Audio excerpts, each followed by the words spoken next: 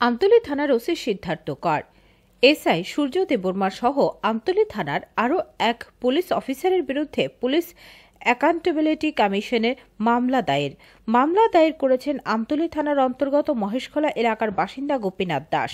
ঘটনার বিবরণে জানা যায়, 2020 সালের 28 ডিসেম্বর আমতলী থানার অন্তর্গত মহেশখোলা এলাকার বাসিন্দা গোপীনাথ দাস বাড়ির পাশে একটি ড্রেনের কাজ নিয়ে ওনার দুই ছেলের সাথে কথা বলছিলেন।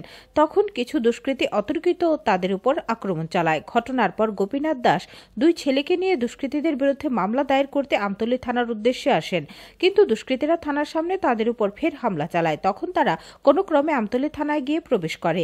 গোপীনাথ দাস যখন থানার ডিউটি অফিসারকে মৌখিকভাবে ঘটনার কথা জানাচ্ছিলেন, তখন এসআই সূর্য দেববর্মা সেখানে আসে। ঘটনার বিষয়ে জানার পর তিনি থানার ওসি সিদ্ধার্থ করের সাথে ফোনে কথা বলেন।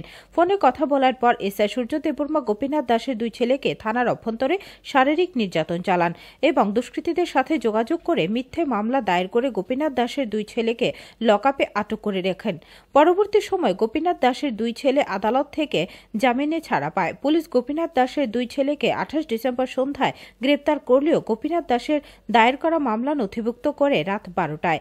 তাই সোমবার ন্যায় বিচারের দাবি জানিয়ে গোপীনাথ দাস, আমতলী থানার ওসি সিদ্ধার্থ কর, এসআই সূর্য দেববর্মা সহ আমতলী থানার আরও এক পুলিশ অফিসারের বিরুদ্ধে পুলিশ অ্যাকাউন্টেবিলিটি কমিশনে মামলা দায়ের করেন। এদিন গোপীনাথ দাসের সাথে ছিলেন ওনার আইনজীবী ভাস্কর দেববর্মা। আইনজীবী ভাস্কর দেববর্মা জানান, পুলিশ অ্যাকাউন্টেবিলিটি কমিশন থেকে ন্যায় বিচার না পেলে ওনারা উচ্চ আদালতের দ্বারস্থ হবেন। বাড়ি মহেশখোলা। আমার বাবার নাম লেট সমীর দাস। আমার দুই ছেলে প্রসেনজিৎ দাস ওরফে রূপক দাস, চিরঞ্জিত দাস ওরফে রাহুল দাস। 28 তারিখ 4:20 এই সময়ের মধ্যে আমার ছেলে, বড় ছেলে রূপক, যে প্রসেনজিৎ দাস, রাস্তার পাশে যে ড্রেন হয়, ড্রেন নিয়ে ড্রেনের উপরে যে মাটি না রাখা, গাড়ি বাইক স্কুটার চলতে পারবে না, তার জন্য একটা কথা বলার পরেই আমার ছেলের উপর নির্মমভাবে অত্যাচার আরম্ভ হয়। দুষ্কৃতিকারী 30-35 জন ছেলেরা এসে আমার ছেলেকে খুব মারধর করে।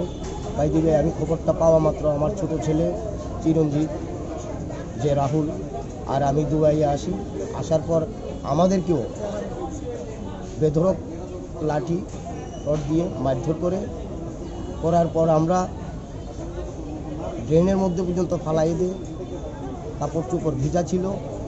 ওই অবস্থায় আমরা আমাদের জানটাকে বাঁচিয়ে আমতলী থানাতে যাই। আমতলী থানা যাওয়ার পর তখন বেলা প্রায় 5টা বেজে যায়। আমতলী থানা ঢোকার আগ মুহূর্তেই আবার সেই দুষ্কৃতিকারীরা আমাদের আগেই সেখানে পৌঁছে যায়। পৌঁছার পর আমাদেরকে সেইখানেও আবার নির্মমভাবে খুব মারধর পিটাপিটি করার পর থানা থেকে কিছু পুলিশ বেরিয়ে এসে দেখার পর তারা আমাদেরকে টানে হেঁচড়িয়ে থানার ভিতরে ঢুকানোর পর আমাদেরকেই আবার পুলিশরা খুব কড়া ভাষায় কথা বলে। দেখা গেল যে দুষ্কৃতীরা ছিল তাদেরকে খবর দিয়ে এনে আমাদের জন্য নতুন করে একটা আইন তৈরি করে আমাদের ছেলেকে, আমার দোনো ছেলেকে, আমাকে সহকারে অ্যারেস্ট করা হয়। রাত যখন আমার আগরতলা থেকে আমার লোক যায়, তখন রাত্র প্রায় 9টা বাজে। তখন আমাকে সেখান থেকে ছাড়া হয়, কিন্তু আমার ছেলেদেরকে কেস করে তাদেরকে এই থানার লকআপের মধ্যে ঢুকিয়ে দিয়ে তাদের নামে কেস নাকি হয়ে গেছে। তা আমি বলতে চাই, আমরা পিটা খেয়েছি, আমাদেরকে মারধর করেছে, তারপরে আমরা আইনতভাবে আইনের আশ্রয়ের জন্য আমতলী থানাতে যাই। আমতলী থানাতে যাওয়ার পর পুলিশের যেই ভূমিকায় দেখতে পেলাম, বাইরে থেকে পিটা খেয়ে ভিতরে গেলাম, পুলিশের পিঠাও আবার খেতে হলো আমাদেরকে। আমার দোনো ছেলেকে খুব নির্মমভাবে পুলিশরাও নির্যাতন করেন। যখন রাত্র 9টার সময় আমাকে বলল যে এখন আপনি যেতে পারেন, তখন আমি 9টার পর আর যখন আমরা প্রথম এসে মুখে বললাম, আমাদের কথা শুনে পুলিশ কোনো এফআইআর নেন নাই, কিন্তু রাত্র যখন 9টার পর আমি কাগজ লিখে জমা দিই, সেটা রেজিস্টার হতে হতে 11:30 12টা বাজে। তো আমরা পিটাও খেয়েছি। প্রথম এসে পুলিশের কাছে নালিশ দিলাম, সেই নালিশ না নিয়ে আমাদেরকেই অ্যারেস্ট করে। Bureau report, Tripura 24/7।